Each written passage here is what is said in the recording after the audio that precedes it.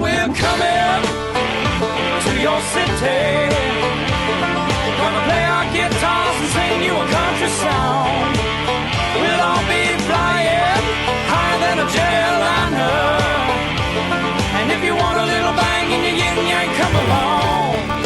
Welcome along on this Friday to Indiana Sports Beat with Jim Coyle. How's it going? Hope your day's off to a great start. Thanks a lot for taking us along wherever you're going, whatever you may be doing. We appreciate you taking Indiana Sports Beat along for the ride. Jim Coyle sitting in with you, of course, as always. Justin Kalen high atop the crew chief's box. That's right. Keeping us rolling. A lot going on today, of course. Indiana taking on Michigan tonight. Todd Leary's on the show today. We'll talk to Drew Davis. Sammy Jacobs. Got a lot to get to, a lot to talk about. Before we get to it all, let's get to the headlines with Justin. All right, here are your Daily Hoosier headlines for this 25th day of January 2019. Indiana women's basketball gets a nice win last night, 70-60 over visiting Michigan. Jalen Penn with a career-high 28 points, while Allie Patberg had a career-high 11 assists. Trace Jackson Davis becomes the 31st IU commit to become a McDonald's All-American. Trendon Watford also named a McDonald's All-American. It's confirmed that Victor Oladipo will miss the remainder of the season with a ruptured quad tendon. In Big Ten action last night, number 6 Michigan State defeats number 19 Iowa 82-67, and Indiana gets set to take on number 5 Michigan tonight in Simon Scott Assembly Hall at 6:30. Those are your Daily Hoosier headlines for this January 25th. Make sure for more information you go to thedailyhoosier.com. Thanks a lot. Welcome back. A lot to talk about. You just mentioned a couple things that we'll be talking about today. The McDonald's All-American team. Keon Brooks shafted on that. Got a snub. Crazy. Ridiculous. Indiana basketball tonight on the floor against Michigan, one of the top teams in the country. Women's basketball, a huge win last night against Michigan. Hopefully that's a good sign. Right. I was thinking the same. Hopefully it's a good sign. Maybe they set the tempo. It kind of went that direction last weekend. Yeah, for Purdue, yeah. So, would be a shocker, but not out of it's not like this is Chaminade beating Ralph Sampson. Make sure you hit us up on the text line today. We got a lot to talk about. 812-269-6367. We'll get to it. Questions, comments, Todd Leary, Drew Davis, Sammy Jacobs, all on the program today. Let us know for something you want to talk about. We'll hit that up. And, make sure you like and follow us on Facebook. Get all the information there. We post everything there. Also at thedailyhoosier.com, you can hear the show live each and every day if you're out of listening area of Big X Sports Radio, WXVW, soon on WREF 97.7 in Evansville as well. You can also find the show rebroadcast on iTunes, Apple Play, Google Play, iHeartRadio, Spotify, about everywhere. I was waiting for you to bust in where Ubiquitous. There we go. Now I can rest and go home. But what did you think about the All-American team? Keon Brooks does not make the All-American team. He's like the 14th ranked player in the country. They got how many kids on this team? 20, 25 total between the two teams? Yeah, something like, I think 24. And he's not in the top 24, though. Although he's in the top, he's like the 14th rated player in the country, but he's not in the top 24. Politics. He's also the number one player on the number one team in the country. Well, some people would say Isaiah Stewart might be, but they're 1A and 1B on the number one team. And the Math of Maryland was number one. They beat them by 23. No big deal. It's nuts. It's just crazy. You think he maybe got snubbed because he does play on such a good team, and he is surrounded by so much talent? Kind of makes him maybe look better. But I mean, he was doing the same thing before he was at. I can see him not taking two people off of the same team. Did Isaiah Stewart make it? Yes. Trace Jackson Davis made it. Yeah. Well, Keon's ranked higher than Trace Jackson Davis. Is he? I think they're like 14 and 15. Yeah, they're right next to each other. But Keon Brooks is in front. Even if they're okay, how many guys below him made it? Because obviously several. Be a good topic for Drew. Oh, it will be a topic for Drew. We're going to talk about it. We're talking about it right now, though. But we can talk about everything. It's Friday. Big Friday. Big game tonight. I hate the fact that there's a game tonight. I really do. It drives me insane. These are high schools. You should be going to see Evansville Rights play, or Floyd Central, or New Albany, or Silver Creek, or Cathedral, or Penn, or whomever. Which they probably are, except for there'll be 17,000 people tonight that's not at a high school game because of that. Right? Take the 7,000 students out. There's 10,000 people in there. Of those 10,000, half of those have to have kids. So there's no way it's not affecting things across the board. It's ridiculous. The Big Ten is ridiculous. Is that third Friday game already? That's unbelievably ridiculous. It's a sore. The football coaches, they've already taken matters into their own hands and said, we will not do this again.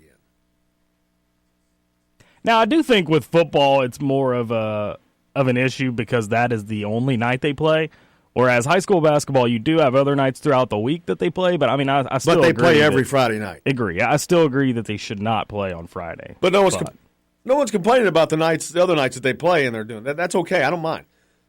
You give them one day. You got every other day and going day. Give me a day of the week college basketball is not on TV. Can't. Okay. Give them Friday. It reminds me of what was the movie with Will Smith about the CTE? Oh, he played the doctor. Gosh. That basically wasn't it Concussion? Probably. Isn't that what it was That's called? what it's about. But I can't think of the actor's name, but he has a great line talking about Sundays. He says, it used to belong to church. Now it's theirs. Talking about the NFL. And it's the truth. Who owns Sundays? It's not the church. It's the NFL. It's their day, baby. At least the NFL gets all the publicity. Well, I'm just saying they own Sundays now. For sure. But, yeah, give them Friday. Give them a day. Give them Friday. Give them Friday. High school, college, pro. It's kind of how it always was. Friday, Saturday, Sunday. High school, college, pro. Give them the Fridays. Don't do this. Plus, and then you got the stupid Fox coverage. You know what drives me insane about this? It's a 6:30 tip-off. Okay, that's 5:30 in Evansville. So you got people that are just off work or don't get off work till 5, and they've got to be in Assembly Hall in 30 minutes or an hour and a half, rather. Well, if we're being real, those people are going to leave work early. They're going to the game. They're What not about the ones that staying really till 5. can't? I mean, it's just I just don't. I think it's ridiculous to have a 6:30 tip-off on a weekday in a state that has 2 time zones. But then on the opposite side of that, if you are somewhere in Central Time Zone and you're getting off at 5 games at 5:30, gives you 30 minutes to bust it somewhere to watch the game. That's Actually, that's it's only pretty good 4 o'clock. Friday. It's actually 4. Well, it's their 5 o'clock is 6 4 o'clock. Well, yeah, getting confused. But Don't do all that. I got enough going on. Got enough. I just don't like I don't like the early tip anyway. It's nice because it gets over earlier, but Sure. On a Friday, it shouldn't matter. yeah, there you go. There you go. How's it going with you? Hit us up on the text line 812-269-6367. Something else I want to talk about today is game day experience. Somebody sent me a message last night. Someone listens to the show and saying, "Doesn't this look like this would be fun?" It was a game someplace else where you can just tell they're having fun. The environment was really fun, and it got me to thinking that Assembly Hall could use that right now. And it got me to thinking, and not that I am advocating bringing back anything to do with Tom Crean, but back in the Big Head era, didn't it seem like it was a more fun environment in there? Oh, yeah. A rocking environment? Yep. I remember being a student trying to grab one of them big heads. Isn't that more fun of an environment for students then? Oh, for students, for sure. Well, then why are they not doing something? It looks like a morgue in there. It's a tomb. Let's brighten up Assembly Hall, man. They should rock that joint. When I went down to the Duke game, the IU Duke game this year, I was watching the students who were standing in line out waiting to get in. And then they open the doors for the students. The students have a special entrance because they get in free, I think. Same at Indiana. So they're waiting. I've downloaded an app, I think, that just starts kicking off commercials at any time it wishes on my phone. It's driving me absolutely insane. But as the students were coming in, they had a list printed out for cheers to do at certain times. They do say this at certain times. And on the other side of the page was every IU player and something funny about them. Rob Finnessy talks about himself in the third person on Twitter. You know, something goofy. But they had it for everybody. And it was for the students, so they were involved. And, oh, boy, are they involved. Man, if you sat on press row, which is opposite of the benches at Cameron Indoor, the students are literally in your back pocket. Yeah. I mean, they're standing on your shoulders almost.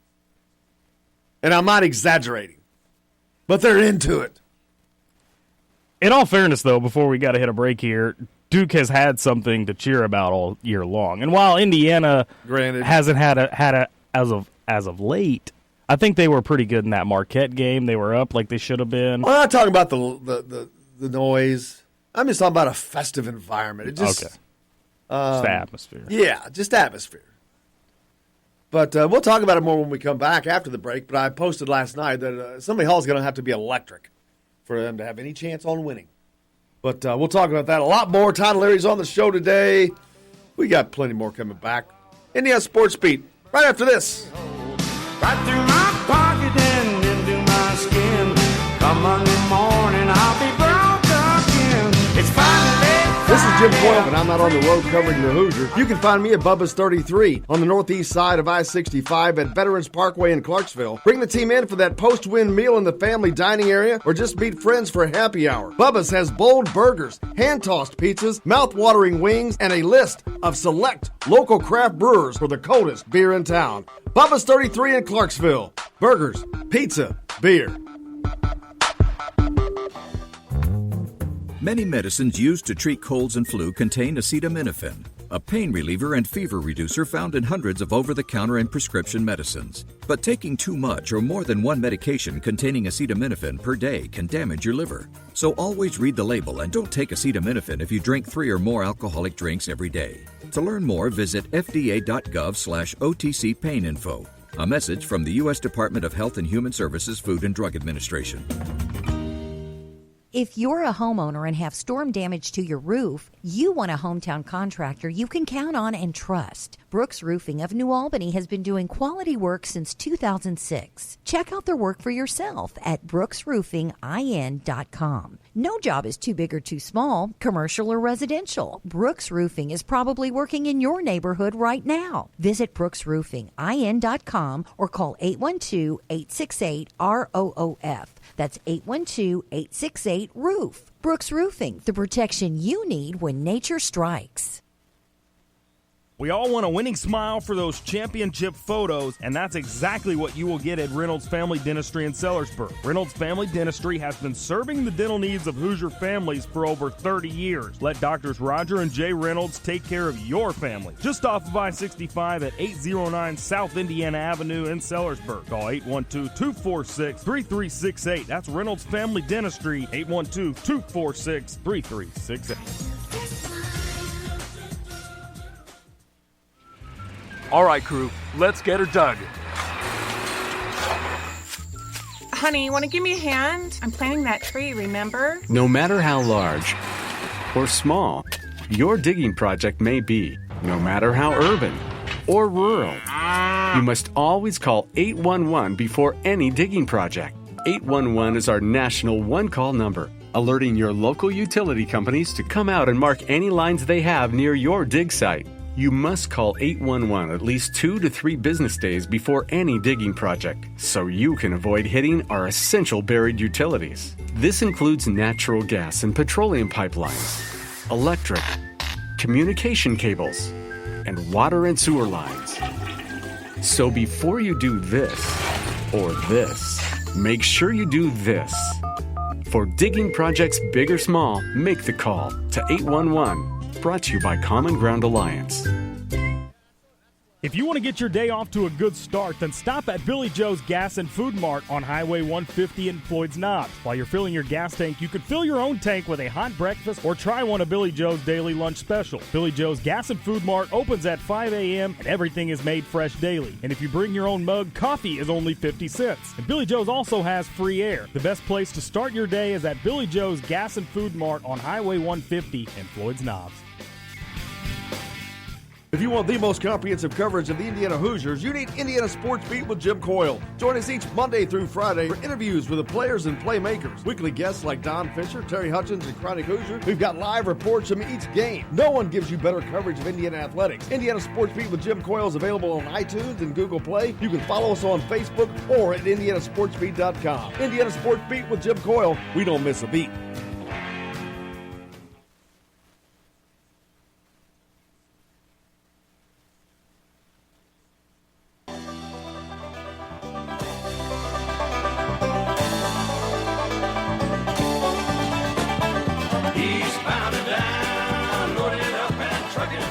Welcome back to Indiana Sports Beats. Loaded up and trucking right here. Long way to go, and a short time to get there. Todd Leary on the show today. Drew Davis from Peaks.com. We're going to talk a little McDonald's All-American. Some recruiting news. Sammy Jacobs, talk a little football. You seen the Eastbound and Down commercial? No, I have not. Or it's not. I think it may be a Chevy commercial, but it's got that song playing in the background. Gets me every time. Man, it's a great song. Great song. And the commercial's like 45 seconds long. It's fantastic. Oh, you know what I did see, though? Not that this will have any bearing on you because you don't have movie taste. There was a blip, like a 15-second clip with Jeff Bridges, who played the greatest movie character of all time, the dude in The Big Lebowski. There was a clip of him in full dudeness regalia.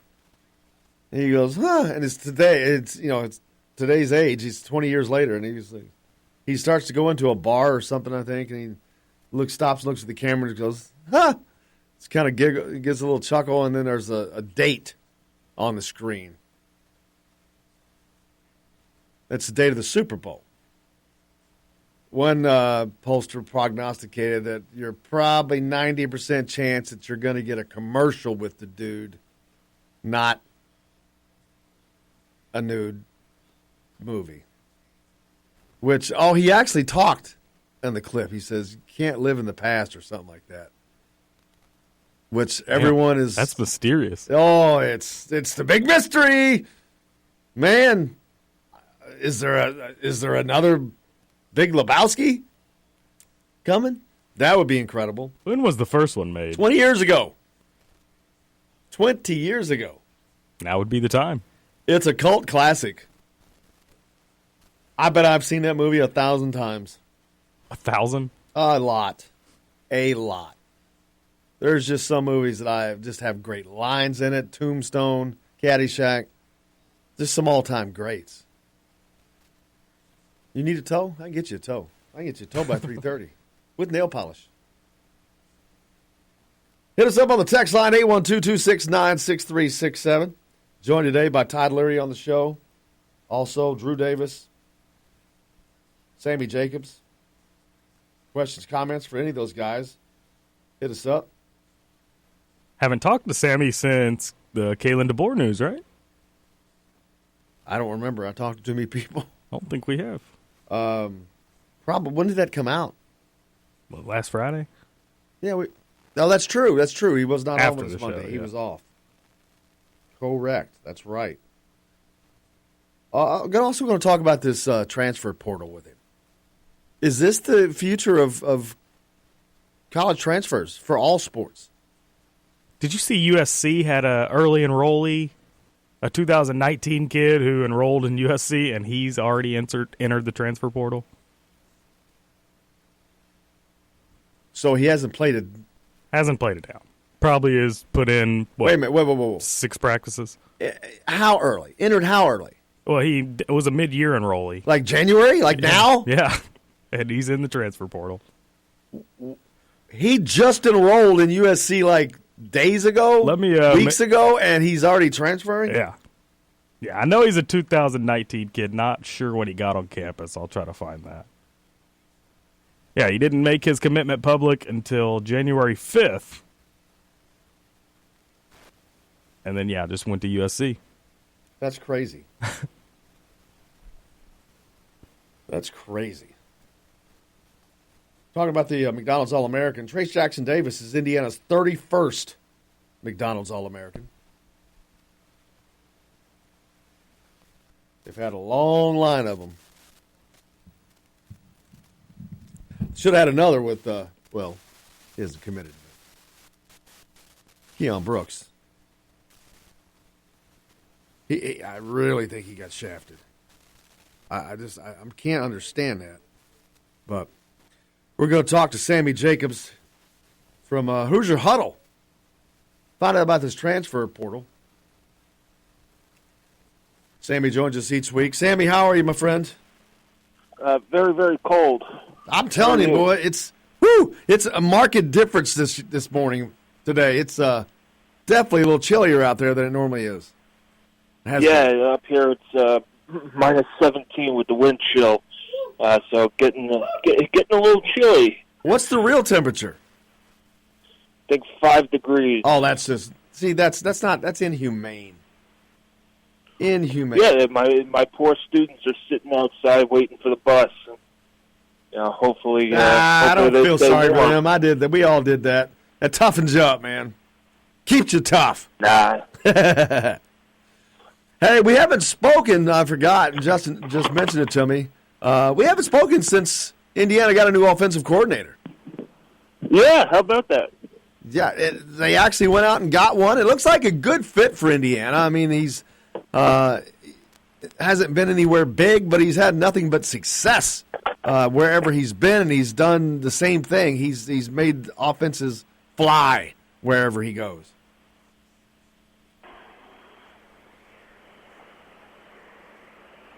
We still got you? Yeah, it's a good hire, I think, and it's a logical progression. Jim, can you hear me? Yeah, you're good. Awesome. Yeah, it's a logical progression for Kalen DeBoer. He worked his way up from NAIA, where he won 3 national titles, won 67-3. And, I've seen a lot of people poo-poo that, but to go 67-3 anywhere with 3 national titles, he got to at least the semifinals in every season, and it's quite impressive. Then he was successful at Southern Illinois, and took an awful Eastern Michigan program and sparked their offense, got them to a bowl game after a 1-11 season. I saw people point out Eastern Michigan's record while he was there. I don't think people understand how bad Eastern Michigan football is. When they start complaining about IU, Eastern Michigan, nobody wanted their football program around, here recently. And then, their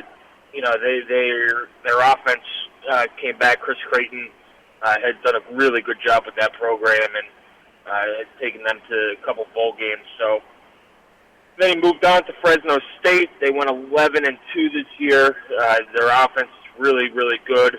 They averaged, to me, the biggest stat difference for for him that IU fans should be excited about is their quarterback averaged a little over 2 yards per attempt more than IU quarterbacks did last year. And that's something that IU had to fix, and IU fans should be looking forward to. Yeah, I think it's going to be exciting. I mean, he's a young and exciting offensive mind, and he's got a lot of exciting parts and pieces to tinker with when he starts in Bloomington, which he probably already has. But the quarterback room is in pretty good shape right now, way better than it has been in several years. And the running backs room and all the specialty positions, he's got a lot of great pieces. Yeah, he does. And, it's Jack Tuttle has to get cleared to play first. We don't know what his situation is in terms of getting a hardship waiver. And then you've got to see how much Michael Penix can do in spring practice. But let's say Tuttle is clear and Penix participates in some way in spring practice, and then you bring back Peyton Ramsey as your third-string guy or third quarterback. You do have a pretty good group there at quarterback. Running backs, we've talked about this a lot. They have a very deep group. In last year's Fresno State team, they had 3 running backs that had 70 carries or more, and I think that's a good sign as well. As long as everybody stays healthy with IU, you're going to get multiple back sets and things like that, and get your best players on the field, which I think he does very, very well. Yeah, it's going to be a huge difference between DeBoer and DeBoer. I think it's going to be an exciting time. I think it's going to harken back to the, like him or not, when Kevin Wilson was running that offense, it was at least fun to watch, and there was some excitement. And I think that there's going to be a return to that, in addition to having Tom Allen now really, really, even though he's turned over D.C. duties, he's going to allow him to focus a little bit more on that area, I think, because last year there was a lot of headaches. Yeah, well, it's not going to quite be Kevin Wilson's offense. They're not going to go at the same up-tempo. At least Fresno State didn't do that last year. Fresno State averaged around 67 plays per game. Indiana last year was around 75. So if those numbers recreate themselves, the offense will take a slower approach to the game. Now, they can go up-tempo. It's more of an explosive offense in terms of big plays. And when you get big plays, you don't need as many plays in the game. So, people ask, is this offense line up with Allen's defense in terms of philosophy? And I think slowing it down a little bit, I don't wholly buy into, your offense has to take all 40 seconds and keep your defense off the field. If you're going down and scoring a touchdown in 3 or 4 plays, I don't think the defense is going to complain all that much. So, but you're going to see a difference in tempo. Yeah, and I think when I say excitement, I'm just scoring. Under Kalen DeBoer, he has got a great record of scoring touchdowns in the red zone, not just kicking field goals. Yeah, well, scoring touchdowns is important, as everybody knows. You've got to score more points than your opponent to win games. And it's not about yards per play or yards per attempt or plays per game. That matter that some of these analytics stat heads get too wrapped up in.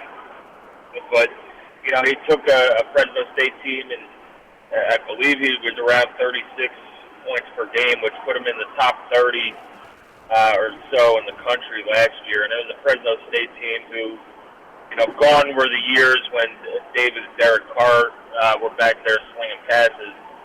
And he really ignited that offense and led them to several big wins, and then a bowl win over Arizona State this year in the Las Vegas Bowl. Looking forward to that. Hopefully it'll be exciting. Now, something else I mentioned to you is the transfer portal that has become all the rage now that across in college football. where guys are transferring, and it's a great deal because it's making it a lot easier. You don't have to, the students don't have to deal with the schools like they did. They don't have to ask permission and this and that and the other thing. It's a much cleaner way. Is this the wave of the future for all of college athletics for transfers and getting this to a point where these guys may be able to transfer with instant eligibility in most cases? Well, I think you've seen it a lot more this year because information is becoming more readily available. 247 Sports just launched their information on the transfer portal.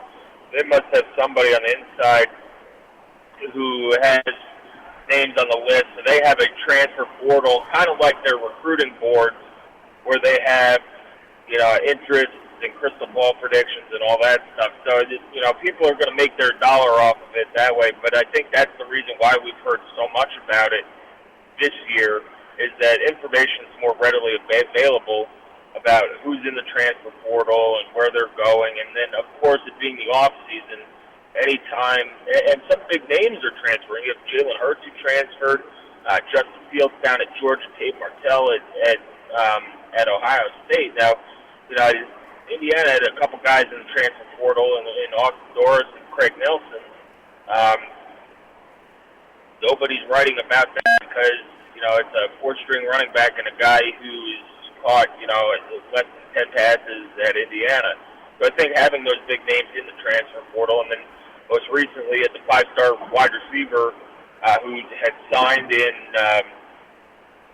December, put his name in the transfer portal, and that has a lot to do with Cliff Kingsbury being there for about a month, and then skipping ship to the Arizona Cardinals. But with the early December signing period, and then the coaching carousel going around and around, I think you're going to see changes in a little bit in transferring and less penalties. Hopefully, because you have all these coaches who are changing jobs after that. I mean, look at Indiana. Mike DeBoer was still the offensive coordinator at that original signing day, and it's not fair to say to a kid, "Hey, we're going to lock you in for 4 or 5 years," but our offensive coordinator is going to retire in 2 weeks, and maybe you're not going to fit the system of the guy we bring in or something like that. I'm not saying that's what Indiana did, but that's what seems to be happening. And kids get, left up the creek. But I'm all for having you transfer once before you graduate and then keep the grad transfer rule.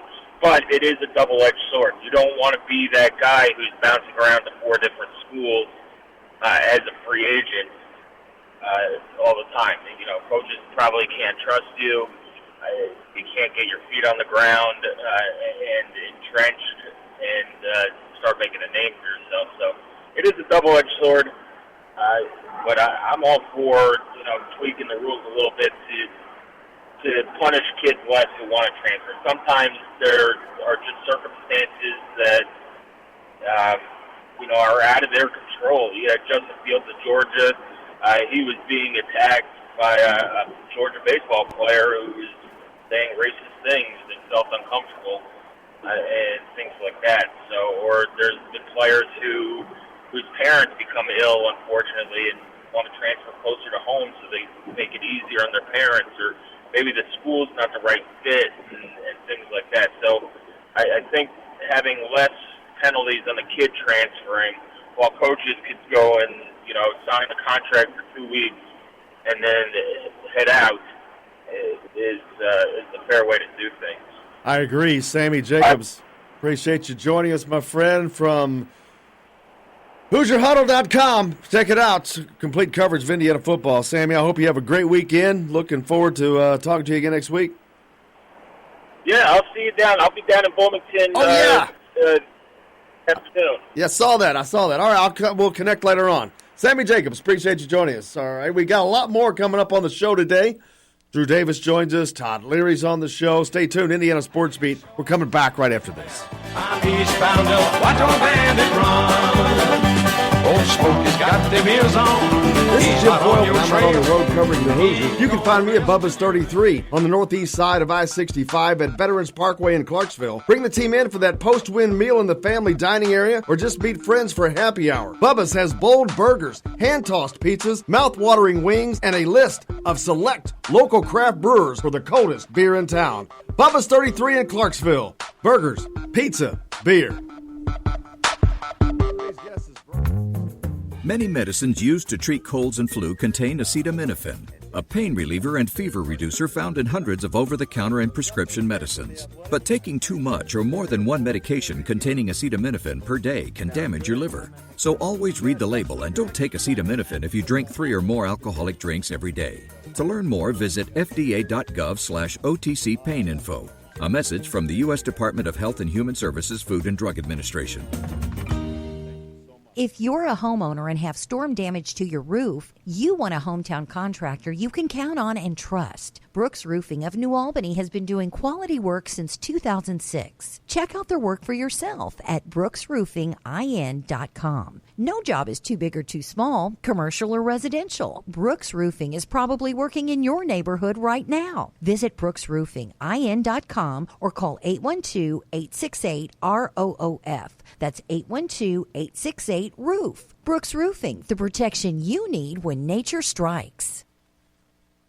We all want a winning smile for those championship photos, and that's exactly what you will get at Reynolds Family Dentistry in Sellersburg. Reynolds Family Dentistry has been serving the dental needs of Hoosier families for over 30 years. Let Doctors Roger and Jay Reynolds take care of your family. Just off of I-65 at 809 South Indiana Avenue in Sellersburg. Call 812-246-3368. That's Reynolds Family Dentistry, 812-246-3368.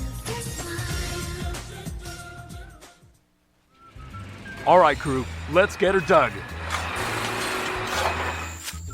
Honey, you want to give me a hand? I'm planting that tree, remember? No matter how large or small your digging project may be, no matter how urban or rural, you must always call 811 before any digging project. 811 is our national one-call number, alerting your local utility companies to come out and mark any lines they have near your dig site. You must call 811 at least 2 to 3 business days before any digging project, so you can avoid hitting our essential buried utilities. This includes natural gas and petroleum pipelines, electric, communication cables, and water and sewer lines. So before you do this or this, make sure you do this. For digging projects big or small, make the call to 811. Brought to you by Common Ground Alliance. If you want to get your day off to a good start, then stop at Billy Joe's Gas and Food Mart on Highway 150 in Floyd's Knobs. While you're filling your gas tank, you could fill your own tank with a hot breakfast or try one of Billy Joe's daily lunch special. Billy Joe's Gas and Food Mart opens at 5 a.m. and everything is made fresh daily. And if you bring your own mug, coffee is only 50 cents. And Billy Joe's also has free air. The best place to start your day is at Billy Joe's Gas and Food Mart on Highway 150 in Floyd's Knobs.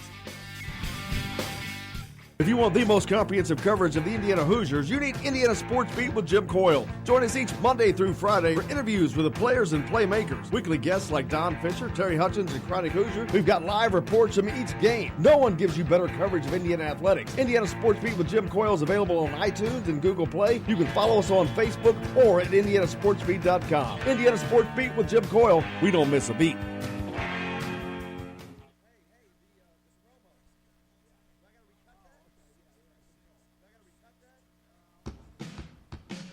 Today's guest is brought to you by Bubba's 33 in Clarksville with hand-tossed pizzas, bold burgers, and ice-cold beer.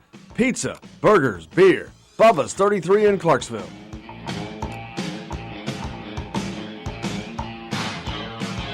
Welcome back to Indiana Sports Beat, joined now by our good friend Dustin DePirick from The Athletic.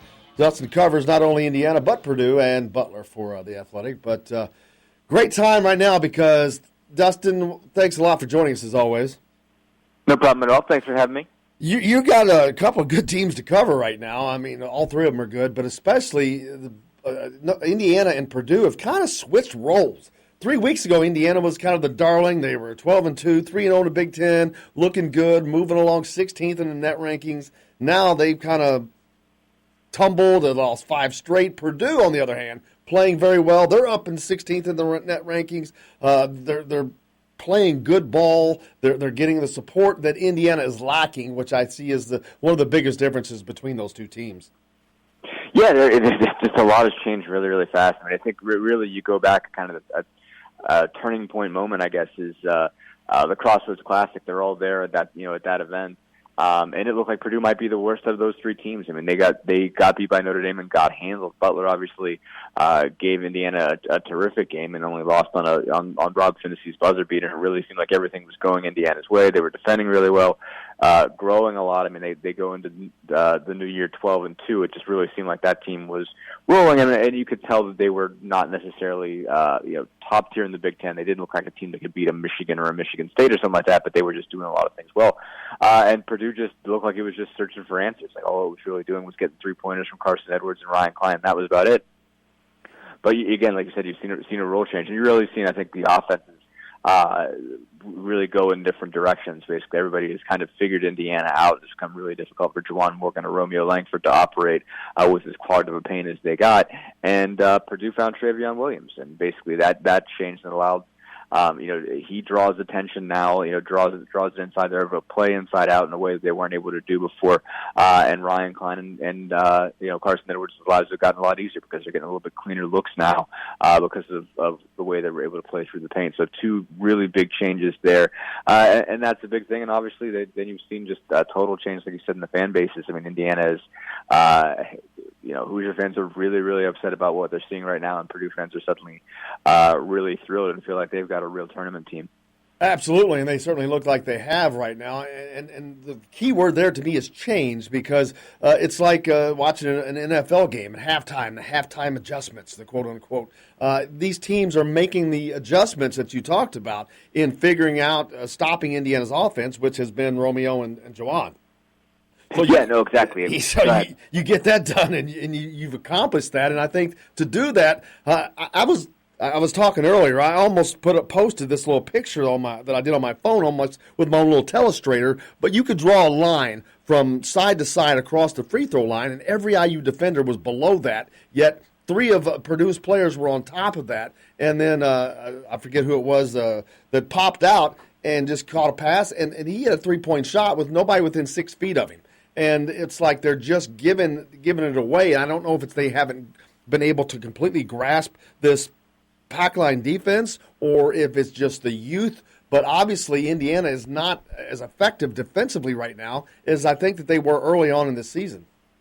No, absolutely. I mean, they were a really good defensive team collectively. I think, especially that Purdue game was definitely weird because it just the move to start Zach McRoberts and put him on Carson Edwards was one that really kind of changed the entire dynamic of that game. And it really it seemed like it just messed with the chemistry a lot. And I understand why they did it.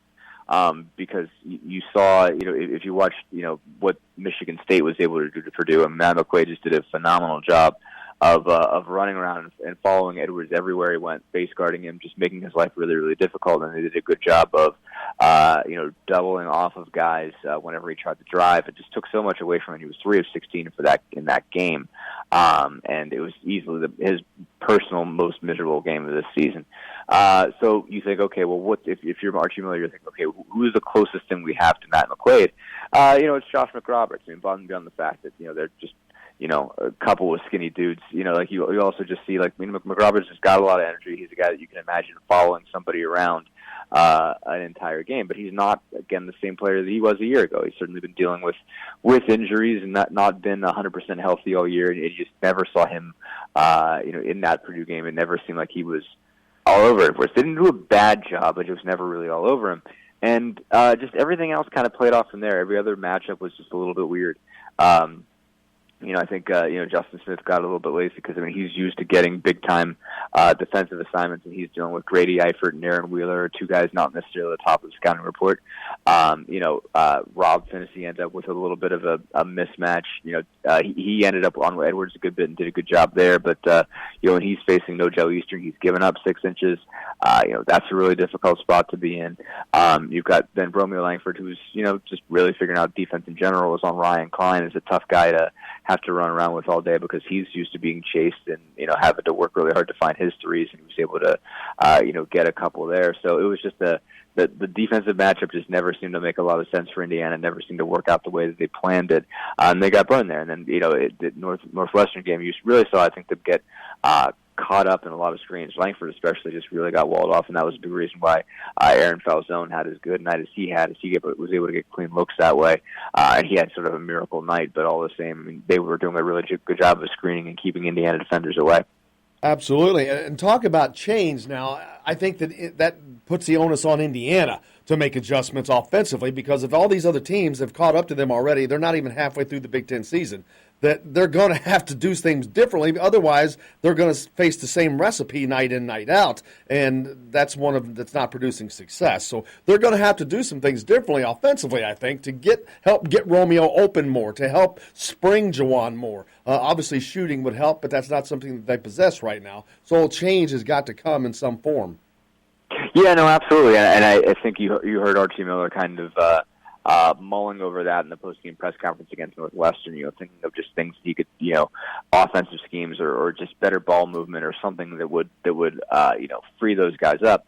But it's going to be hard to find a substitute for good outside shooting. I mean, there was one play. I watched it a bunch of times. I remember seeing it live and thinking, man, what a shot. But then you go back and watch it and you're like, wow, man, what did Romeo Langford have to do here? When he hit that high bank shot, and that kind of turnaround jumper and draws the foul and was falling over making it. I mean, it was just an absolutely incredible play. But if you go back and watch it again, he's got 5 defenders that converge on him. They're not all on top of him necessarily.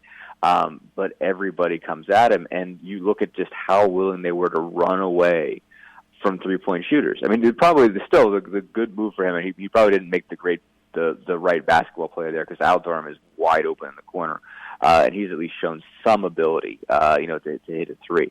But when you're going to bring 5 defenders, it's just like, okay, I guess there's an offense for that somehow that keeps the ball moving in such a way and spaces it in such a way that, you get him the ball in a position where he doesn't have to dribble very much.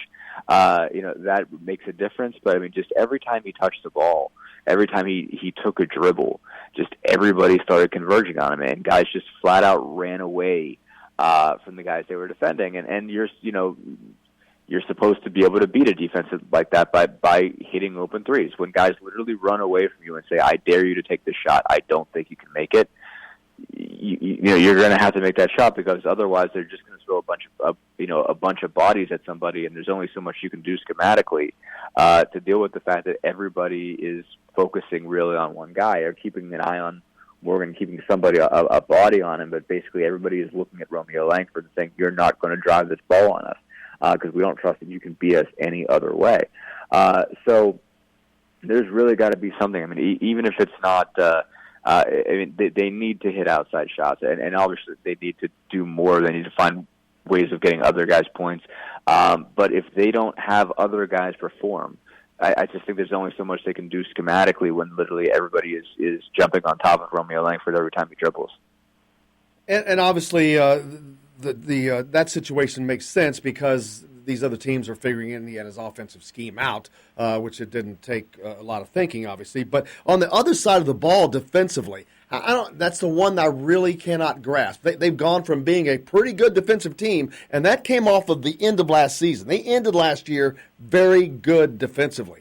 And they came into this season very good defensively, and now that's gone away. That's the one I cannot wrap my hands around, how they can regress defensively. And now I look at them, and in that Purdue game, for an example, that kind of reminded me of this point last year when we were watching them play Fort Wayne and those kinds of teams and putting forth that kind of curious defensive effort. Yeah, and the effort's been weird. I do think there's a fatigue issue as well. I think the injuries have really taken a toll there. I think the fact that they're not able to dig deep in rotations is making a difference because they don't really trust much of the bench right now. You add to that, I think, the Rob Phinisee situation. He looked a lot better. I thought really the last 2 games. I think he's starting to show some life. Starts to appear like he's getting back to his old self. But obviously the time off did not help him at all because obviously he wasn't able to really run and keep his wind. He's only slowly getting that back. So now you got a situation where Devontae Green is suspended, and there's been a lot of times where he's taken away more than he's giveth, but he's still is able to give you some defensive energy. Again, even if not always doing the right things, that's somebody who's got fresh legs and was able to do enough. Just to, again, expand the rotation and do a lot of running around. So, you lose him, and now you're getting into guys that they don't really trust. Evan Fitzner hasn't played very well at all. He looked better the other night than he has in a while, but all the same, he hasn't really made a lot of shots, hasn't done a lot defensively. Demezy Anderson was the guy that I thought needed to get some minutes, and, man, he got out there and those are just not working out for him. He's really blowing bad defensive assignments and turning the ball over, and I guess he needs to be put out there and make some mistakes. Maybe that's part of the reason why he's having issues is he's got so little playing time, but maybe not. Maybe he's just not putting it together right now because when he's out there, he's just not doing a whole heck of a lot. So you end up with, the same 5-6 guys playing all the minutes and being asked to carry a big part of the load, and it does seem like there's fatigue. I don't look at that group. It just sort of knowing these guys, they don't seem to be guys that have a lack of care factor or whatever, or don't want to go out there and really, fight and push it. But I do think that, fatigue is starting to be getting an issue because there's just only so many guys right now that Archie Miller trusts, and all of those guys have logged a lot of minutes. Yeah, and the other night when he brought a lot of guys in, but that was for like 2 minutes. You could tell it was obviously just to give these guys a breather. So it's basically IU's top 5 against everybody else. And now to add to that, they lose Devontae Green, at least as of this moment. A lot of speculation out there. And the reason is irrelevant, actually. He's not there. So does this help, hurt? A lot of people say, that's great. He turned the ball over too many. Now you look at the depth side. Their depth at guard is low, so it's losing somebody is never good, but it's definitely going to affect this team. Yeah, no, I think he was okay as far as his ability to affect the team positively and negatively. He was in an okay position when Phinisee was starting and playing 30 minutes. That way you could kind of get what you wanted out of Green without putting him in a position to hurt you. And when Phinisee got hurt and suddenly he's handling the ball all the time and he's starting point guard, that's when he becomes a negative, is again when he is, forcing shots, turning the ball over. He had a couple good games there, but he also had some games where he was playing outside of himself and trying to do more than he could really do and really trying to win his job, win that job. And that's when he was a mess. So basically, you need him to be in a position where he's okay being a role player and,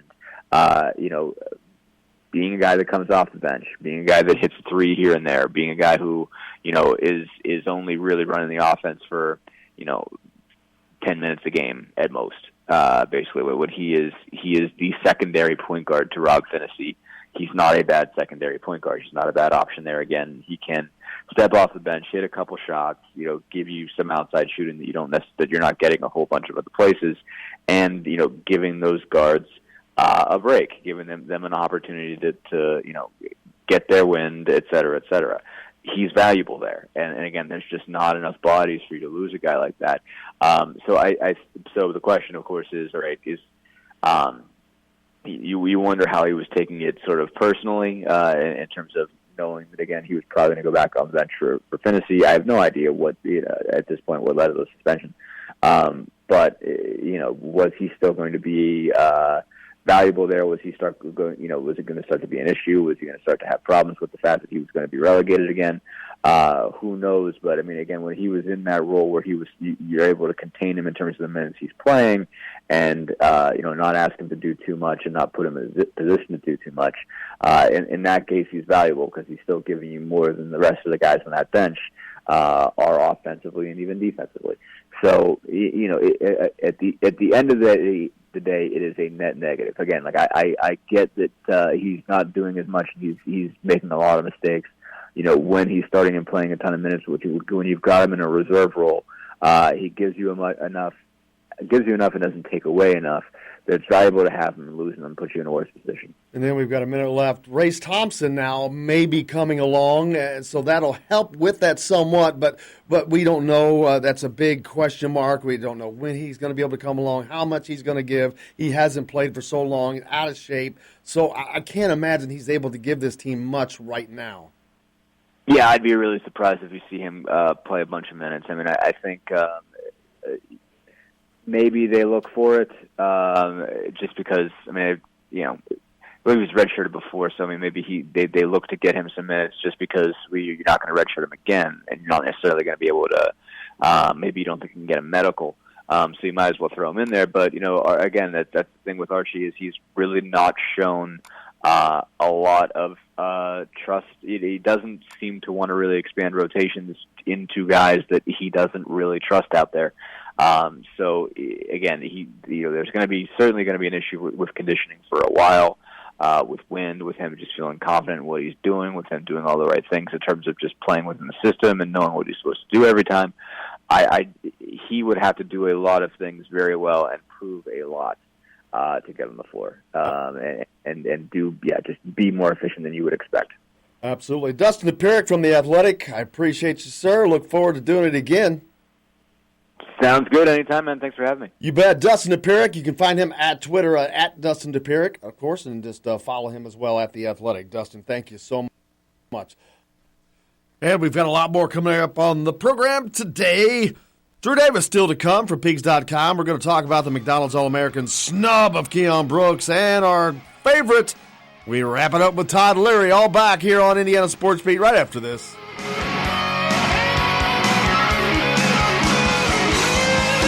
This is Jim Coyle, and I'm out on the road covering the Hoosiers. You can find me at Bubba's 33 on the northeast side of I-65 at Veterans Parkway in Clarksville. Bring the team in for that post-win meal in the family dining area or just meet friends for a happy hour. Bubba's has bold burgers, hand-tossed pizzas, mouth-watering wings, and a list of select local craft brewers for the coldest beer in town. Bubba's 33 in Clarksville. Burgers, pizza, beer.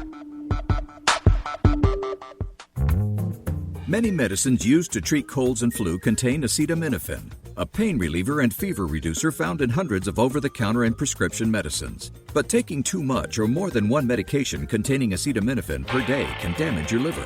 So always read the label and don't take acetaminophen if you drink 3 or more alcoholic drinks every day. To learn more, visit fda.gov/OTC pain info. A message from the U.S. Department of Health and Human Services Food and Drug Administration. If you're a homeowner and have storm damage to your roof, you want a hometown contractor you can count on and trust. Brooks Roofing of New Albany has been doing quality work since 2006. Check out their work for yourself at Brooks Roofing. Well, we're coming to your city. Commercial or residential.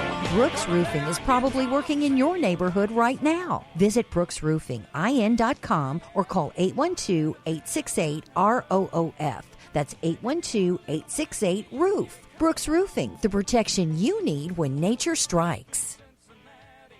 We all want a winning smile for those championship photos, and that's exactly what you will get at Reynolds Family Dentistry in Sellersburg. Reynolds Family Dentistry has been serving the dental needs of Hoosier families for over 30 years. Let Doctors Roger and Jay Reynolds take care of your family. Just off of I-65 at 809 South Indiana Avenue in Sellersburg. Call 812-246-3368. That's Reynolds Family Dentistry, 812-246-3368.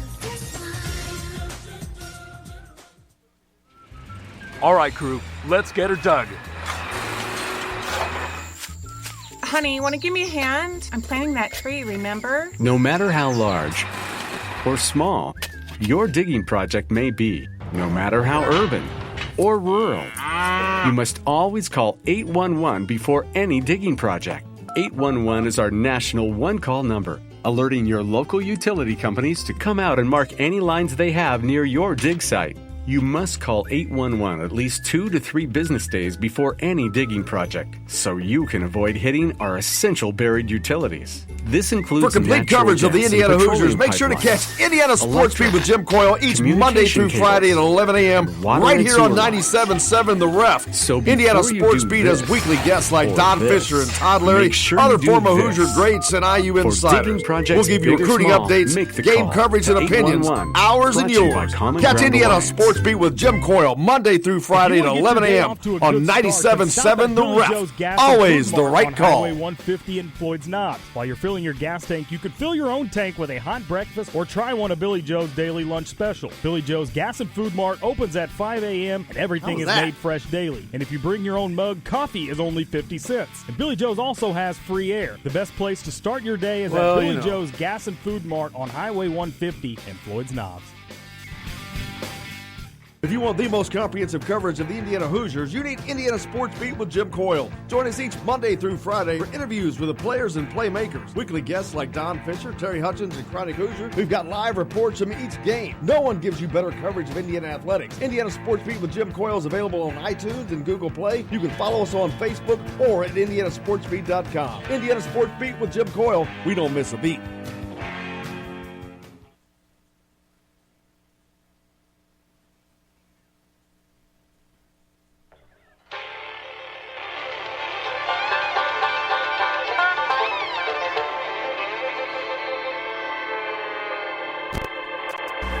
Well, we're coming to your city. We're gonna play our guitars and sing you a country song. We'll all be flying higher than a jetliner. And if you want a little bang in your yin yang, come along. Welcome along to Indiana Sports Beat. Thanks a lot for taking us along wherever you're going, whatever you may be doing.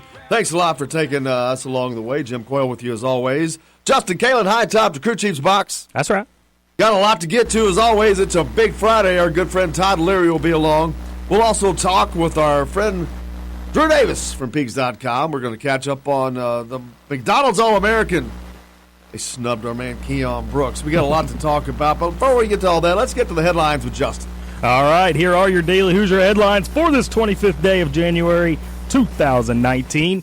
Indiana women's basketball gets a nice win last night, 70-60 rather, over visiting Michigan. Jalen Penn with a career-high 28 points, while Allie Patberg had a career-high 11 assists. Trace Jackson Davis becomes the 31st IU commit to become a McDonald's All-American. IU target Trendon Watford also named a McDonald's All-American. It's confirmed that Victor Oladipo will miss the remainder of the season with a ruptured quad tendon.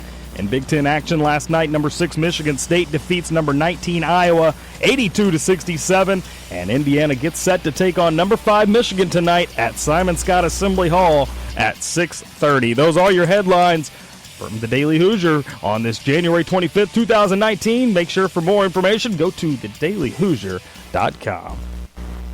Hey, welcome back. Yeah, Victor Oladipo out for the season for the Pacers. That sucks for him.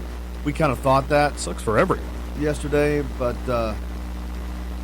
get confirmation on that. Not a great deal. The McDonald's All-Americans come out. We're going to talk about this with Drew Davis. Keon Brooks gets snubbed, which is unbelievable. Dude's one of the top 14 players in the country.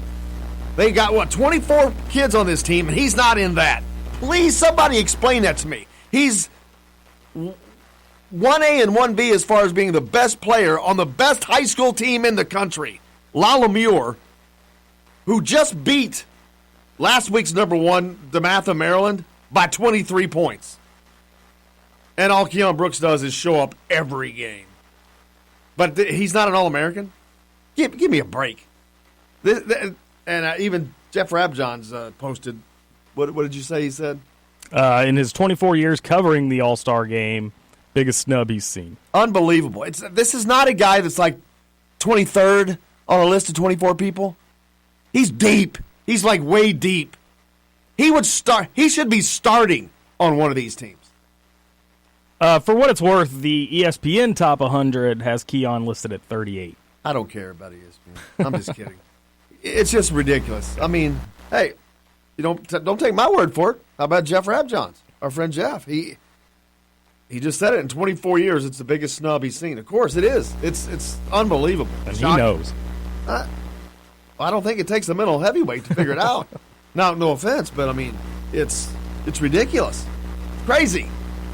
Crazy. Lots to talk about today. Todd Leary's on the show. We'll talk about Indiana taking on Michigan tonight. As Indiana in the midst of a 5-game losing streak, and things not looking any better for them as they go along. So we don't know what we're going to see tonight. What we do know is Devontae Green will not be there. Deron Davis will not be there. So you got that. There's 2 more guys that had been playing that are no longer playing. You got Race Thompson, who has been cleared, but he's so far removed from playing. I don't know that they even put him in tonight just to put him into a game. But maybe.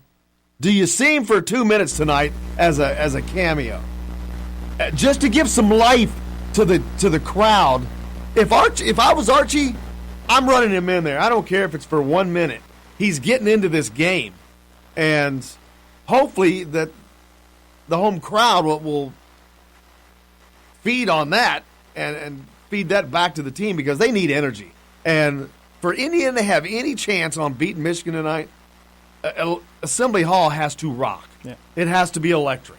They have to force feed this team energy because they've been lethargic and zombie-like.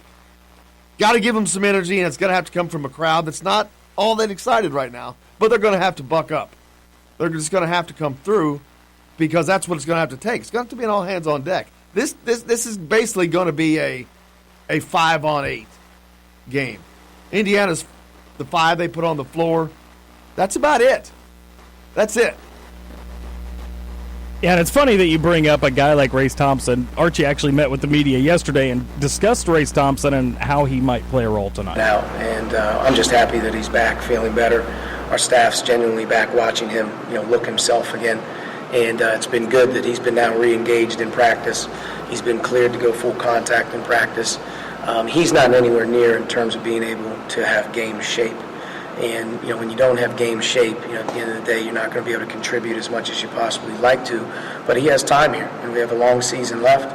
The discussions on being able to hold him out or redshirt him or do some of those things have been thrown out. But Race is in the mindset of continuing to put himself in a situation, I think, every day to see if he can find a way to help our team. And if he can, we will use him if it makes the right sense. But we're just happy to be quite honest with you. We have him back, and that he looks good. And right now it's a fight to get back into some type of a conditioning level that, it's hard to do with about a 10-week absence. But he did do a lot of running. He did do some things that he was able to hang on to without being able to practice. But he's just nowhere near being able to play, long minutes. But doing well in practice, getting back in shape, finding a way to help our team, I think is his goal, and our staff is pushing him towards that.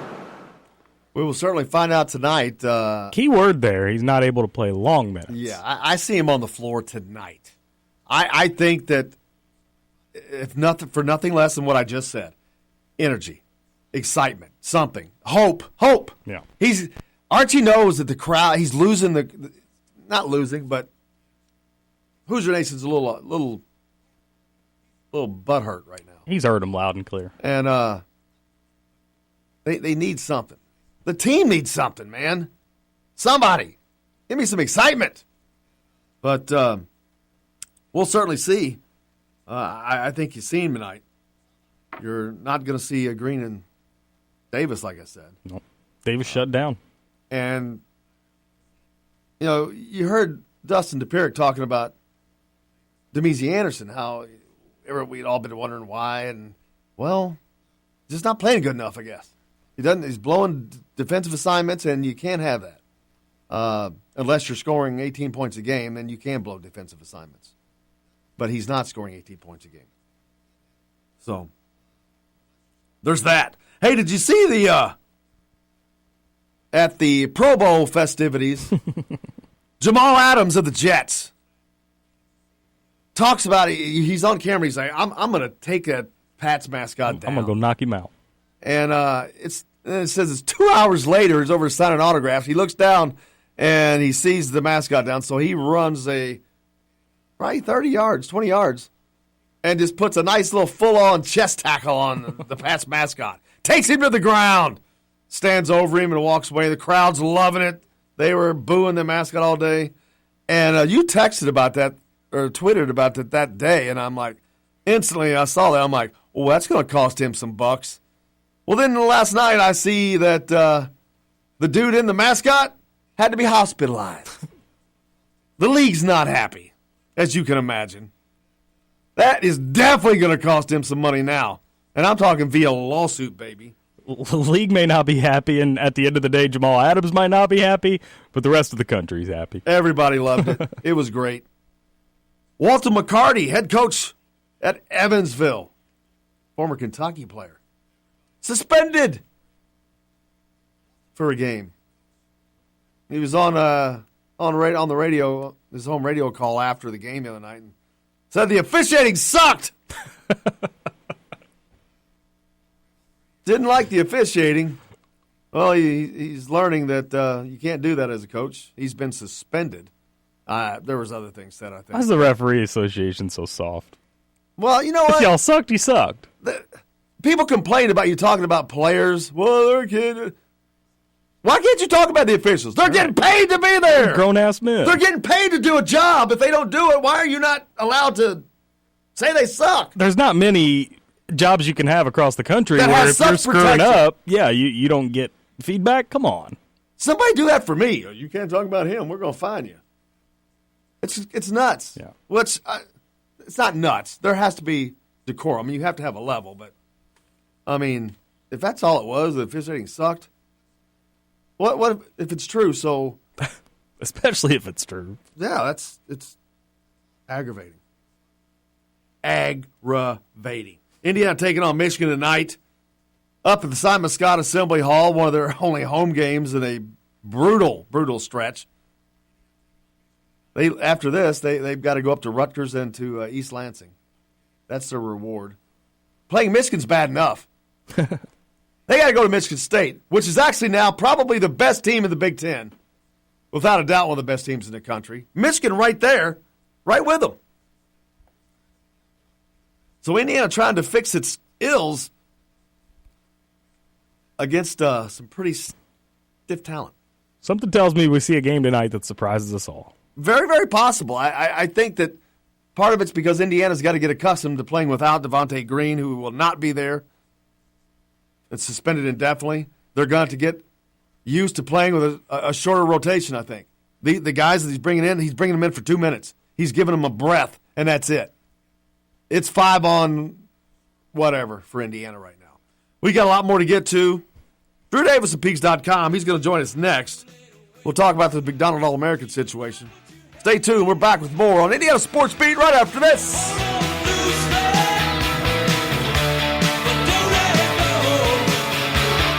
This is Jim Boyle, and I'm not on the road covering the Hoosiers. You can find me at Bubba's 33 on the northeast side of I-65 at Veterans Parkway in Clarksville. Bring the team in for that post-win meal in the family dining area or just meet friends for a happy hour. Bubba's has bold burgers, hand-tossed pizzas, mouth-watering wings, and a list of select local craft brewers for the coldest beer in town. Bubba's 33 in Clarksville. Burgers, pizza, beer.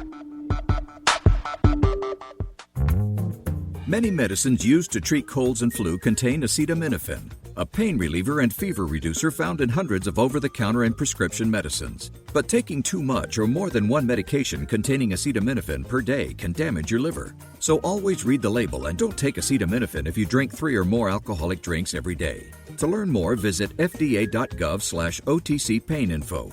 A message from the U.S. Department of Health and Human Services Food and Drug Administration.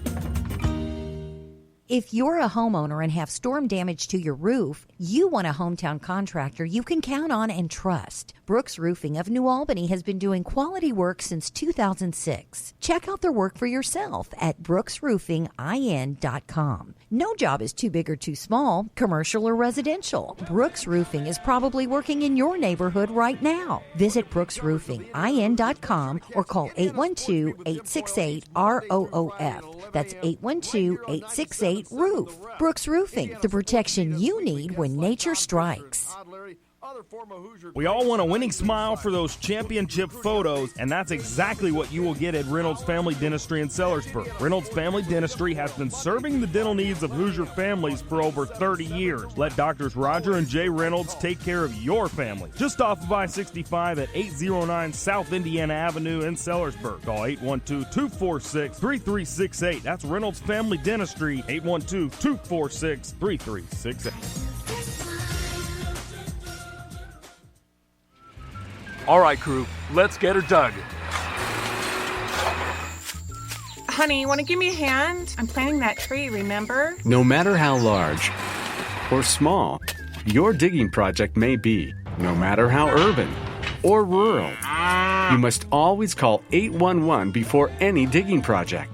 811 is our national one-call number, alerting your local utility companies to come out and mark any lines they have near your dig site. You must call 811 at least 2 to 3 business days before any digging project, so you can avoid hitting our essential buried utilities. This includes natural gas and petroleum pipelines, electric, communication cables, and water and sewer lines. So before you do this or this, make sure you do this. For digging projects big or small, make the call to 811. Brought to you by Common Ground Alliance. Got Indiana Sports Beat with Jim Coyle. If you want to get your day off to a good start, then then stop at Billy Joe's Gas and Food Mart on Highway 150 in Floyd's Knobs. While you're filling your gas tank, you could fill your own tank with a hot breakfast or try one of Billy Joe's daily lunch special. Billy Joe's Gas and Food Mart opens at 5 a.m. and everything is made fresh daily. And if you bring your own mug, coffee is only 50 cents. And Billy Joe's also has free air. The best place to start your day is at Billy Joe's Gas and Food Mart on Highway 150 in Floyd's Knobs. If you want the most comprehensive coverage of the Indiana Hoosiers, you need Indiana Sports Beat with Jim Coyle. Join us each Monday through Friday for interviews with the players and playmakers. Weekly guests like Don Fisher, Terry Hutchins, and Chronic Hoosier. We've got live reports from each game. No one gives you better coverage of Indiana athletics. Indiana Sports Beat with Jim Coyle is available on iTunes and Google Play. You can follow us on Facebook or at indianasportsbeat.com. Indiana Sports Beat with Jim Coyle. We don't miss a beat.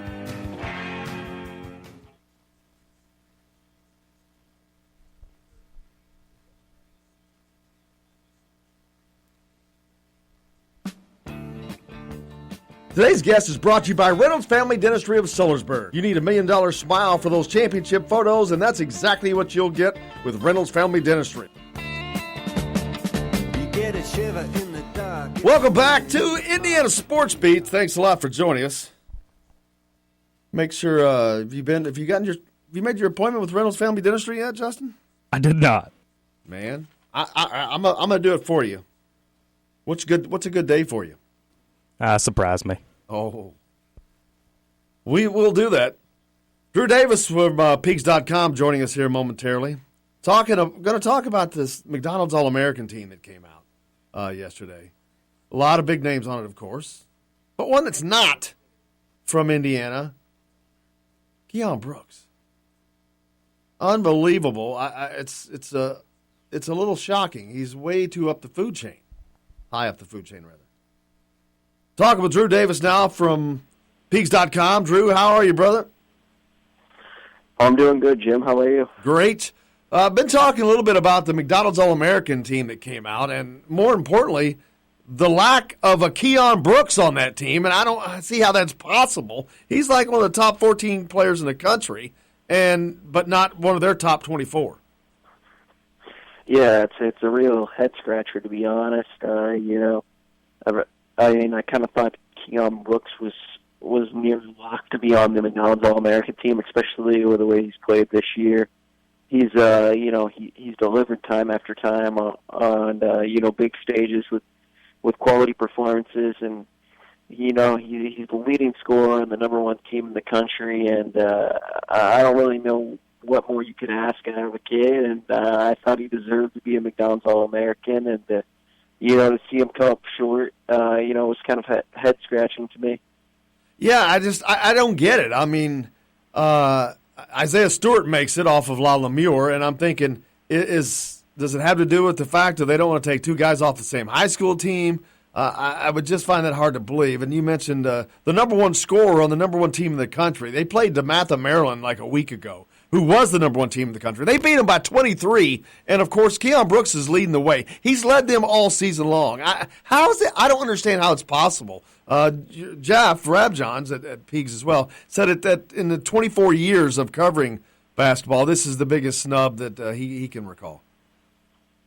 Yeah, obviously he's been doing it for a while, so he has a little experience with that. But, I mean, when you hear people saying things like that, it's never good whatsoever. And you look at Keon, like I said, it's just, they've had a lot of big stages to play on, whether it be out in Hawaii or you go to North Dakota Sports Center there, or West Virginia. He's up to every step of the way, and he's met the challenge. And I thought that means something.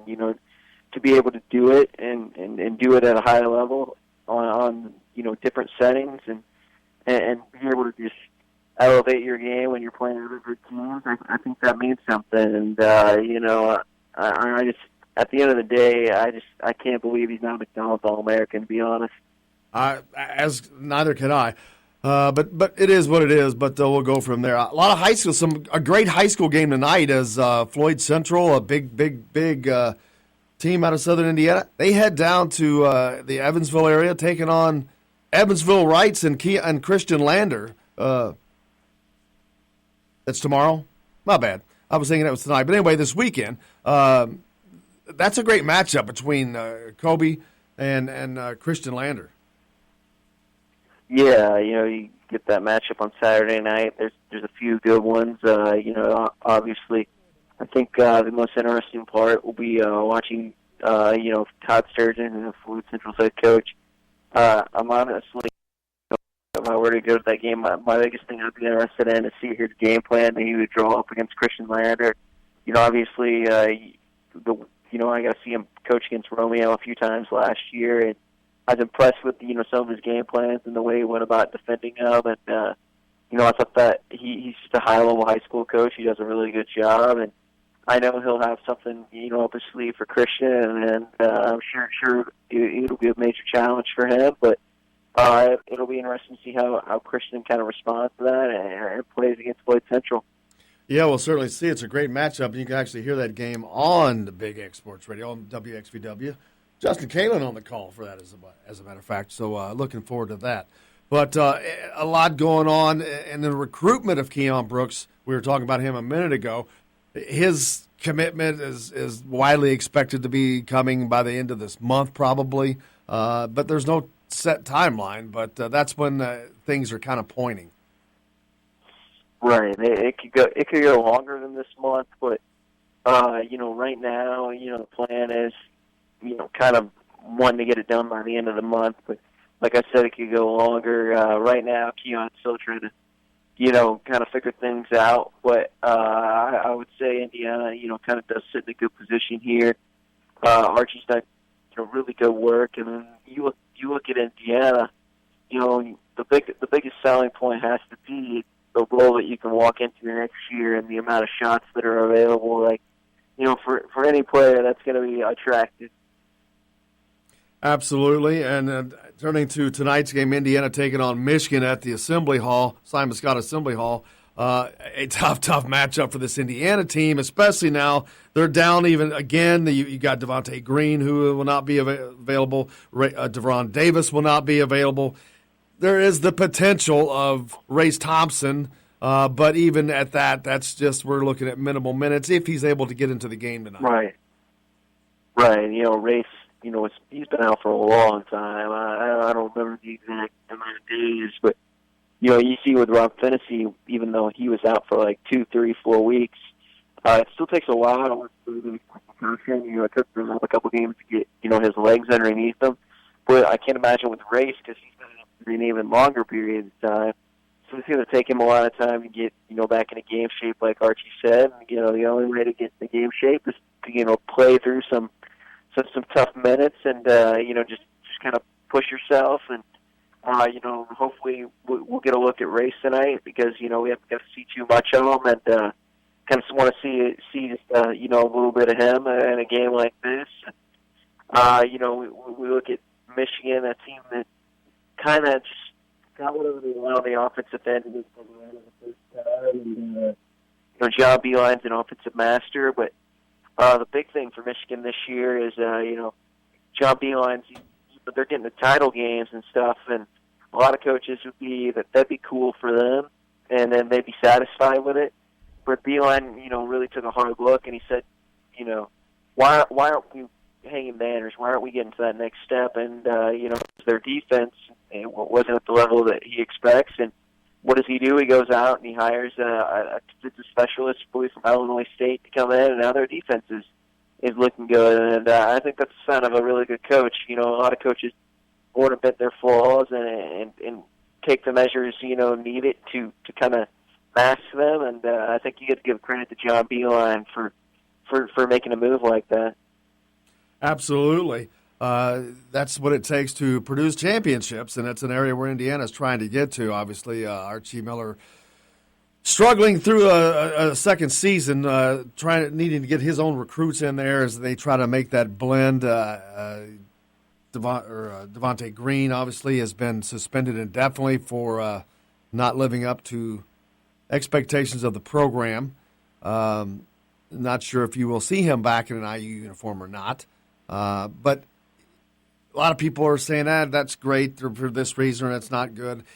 Regardless, that's just a blow again to the depth of this team that's already taken a lot of blows. Absolutely, and Indiana doesn't have a ton of guard depth to begin with. That's an area that Indiana's very thin in, and you take Devontae Green away, regardless if whatever you think about his level of play, whether you think it's good, you think it's bad, you're tired of his inconsistency, that's still one less body that Indiana has in the backcourt.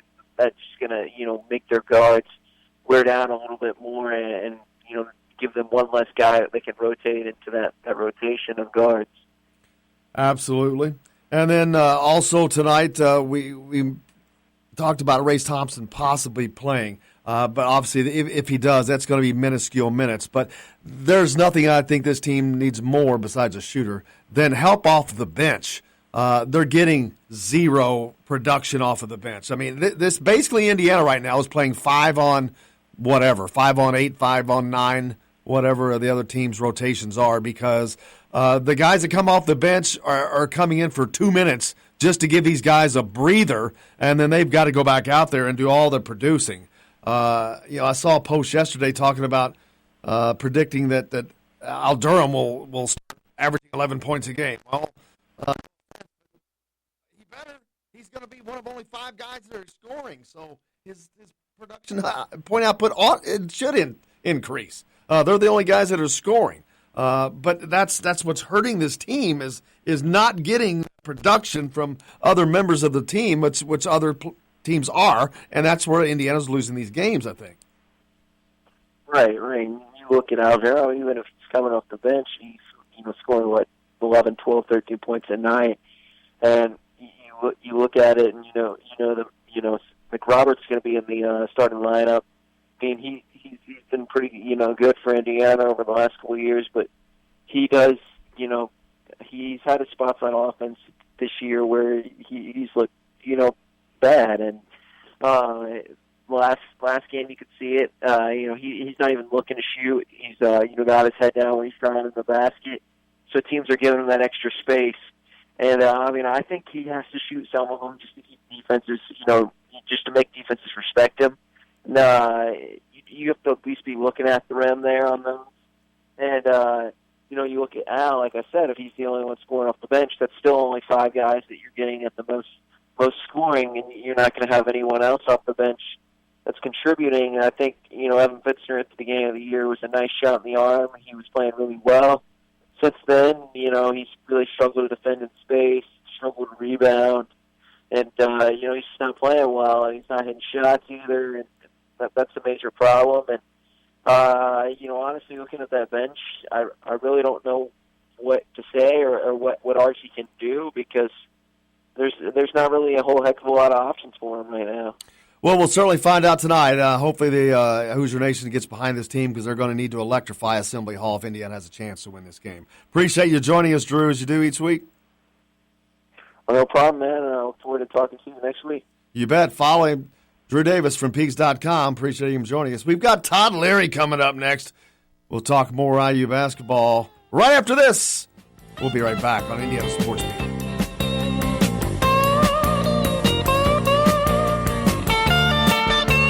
This is Jim Coyle, but I'm not on the road covering the Hoosiers. You can find me at Bubba's 33 on the northeast side of I-65 at Veterans Parkway in Clarksville. Bring the team in for that post-win meal in the family dining area or just meet friends for happy hour. Bubba's has bold burgers, hand-tossed pizzas, mouth-watering wings, and a list of select local craft brewers for the coldest beer in town. Bubba's 33 in Clarksville. Burgers, pizza, beer.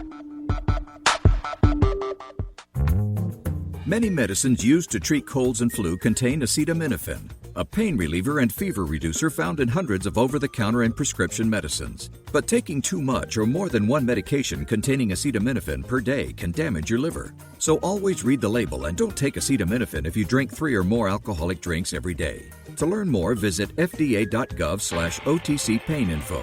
A message from the U.S. Department of Health and Human Services Food and Drug Administration. If you're a homeowner and have storm damage to your roof, you want a hometown contractor you can count on and trust. Brooks Roofing of New Albany has been doing quality work since 2006. Check out the work for yourself at Brooks Roofing. No job is too big or too small, commercial or residential. Brooks Roofing is probably working in your neighborhood right now. Visit brooksroofingin.com or call 812-868-ROOF. That's 812-868-ROOF. Brooks Roofing, the protection you need when nature strikes. We all want a winning smile for those championship photos, and that's exactly what you will get at Reynolds Family Dentistry in Sellersburg. Reynolds Family Dentistry has been serving the dental needs of Hoosier families for over 30 years. Let Doctors Roger and Jay Reynolds take care of your family. Just off of I-65 at 809 South Indiana Avenue in Sellersburg. Call 812-246-3368. That's Reynolds Family Dentistry, 812-246-3368. All right, crew, let's get her dug. Honey, want to give me a hand? I'm planting that tree, remember? No matter how large or small your digging project may be, no matter how urban or rural, you must always call 811 before any digging project. 811 is our national one-call number, alerting your local utility companies to come out and mark any lines they have near your dig site. You must call 811 at least 2 to 3 business days before any digging project, so you can avoid hitting our essential buried utilities. This includes natural gas and petroleum pipelines, electric. For complete coverage of the Indiana Hoosiers, make sure to catch Indiana Sports Beat with Jim Coyle each Monday through Friday at 11 a.m.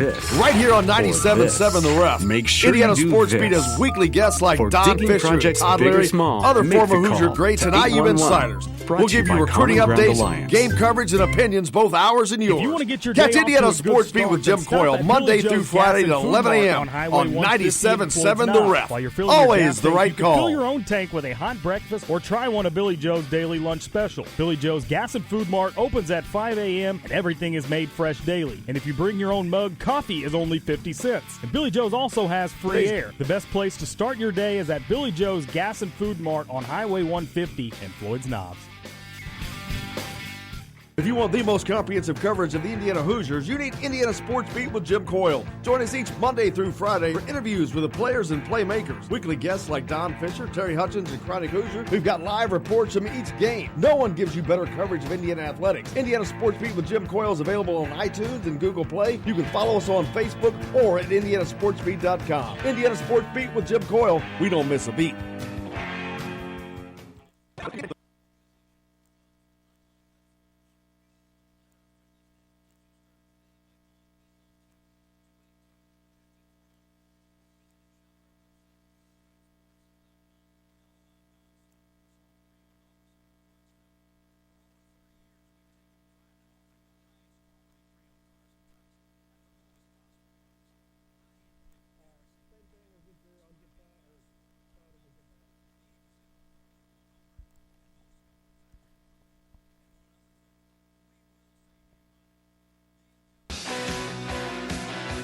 Today's guest is brought to you by Bubba's 33 in Clarksville with hand-tossed pizzas, bold burgers, and ice-cold beer. Pizza, burgers, beer. Bubba's 33 in Clarksville. Welcome back to Indiana Sports Beat. Getting ready for a game tonight. If you're not going to the game, make sure you head up to Bubba's 33 in Clarksville. Indiana taking on Michigan. They'll have the game on there and the sound as well. Over 50 big screen TVs and the best food around, all handmade to your liking. Great place to watch the game. Bubba's 33, Clarksville. They'll be waiting for you. We've got a lot to finish up here on the show today. Indiana, Michigan tonight. We've got Todd Leary, our good buddy. Todd, how are you, my friend? Hey, doing great. How about you? Great. Getting ready for the weekend. Hopefully it's supposed to get cold. I'm not ready for that, man. Supposed to be. Is this not considered cold? Yeah, it's just, it hadn't been this bad, and then boom, I hadn't realized how cold it had gotten. I think I'm still in shock. Yeah, you're probably in one of that cush office over there, just sitting back, chilling. Yeah, that's how it is. All the rest of us are out here beating the streets in the cold. Yeah, that's exactly how it is. Indiana takes on Michigan tonight, man. It's they're in the midst of a struggle right now. They've lost 5 straight. They've lost their identity. They've lost players. They're in just kind of a bad way right now. Yeah, they the hardest thing to fight out of is when you lose your confidence and you don't really know what you need to do to improve and to get better and to fight out of it. And it happens from time to time for certain teams. I think Indiana fans are a little bit frustrated because it's happened to Indiana. It seems like every year for quite a while. But this is the kind of game they need in order to break out of that. I mean, if you're playing no offense, but if you're playing a Rutgers or something like that today and you come out and play well, I don't think it answers too many questions. But if you're able to come out and beat a top 10 opponent like Michigan that has played so well and beat so many good teams already this year, then that's the kind of game that could turn you around and put you on a good path, get everybody mentally on the same page.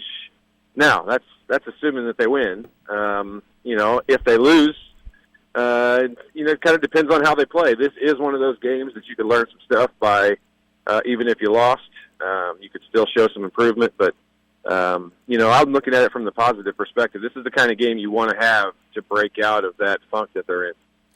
Yeah, and this is the chance to do it because you're at home in a place there where Indiana has been known to knock off their fair share of top 5 opponents at the Simon Scott Assembly Hall. And tonight, I think, for Indiana to have any chance to win, and as a player you can attest to this, I think Assembly Hall just has to be on fire electric tonight.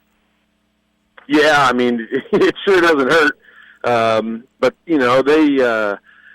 the players feed off of that, and the players from the other teams obviously don't respond to it as well. And that's obviously really what the home field or home court advantage is.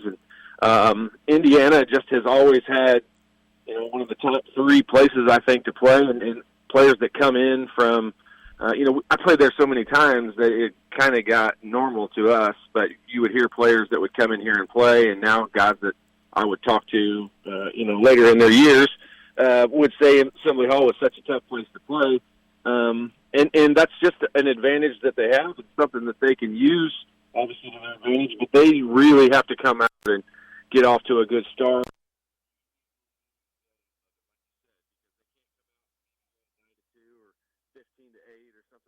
This is not one of those games you're going to come back on a Michigan team. If they get you down, they're going to bury you.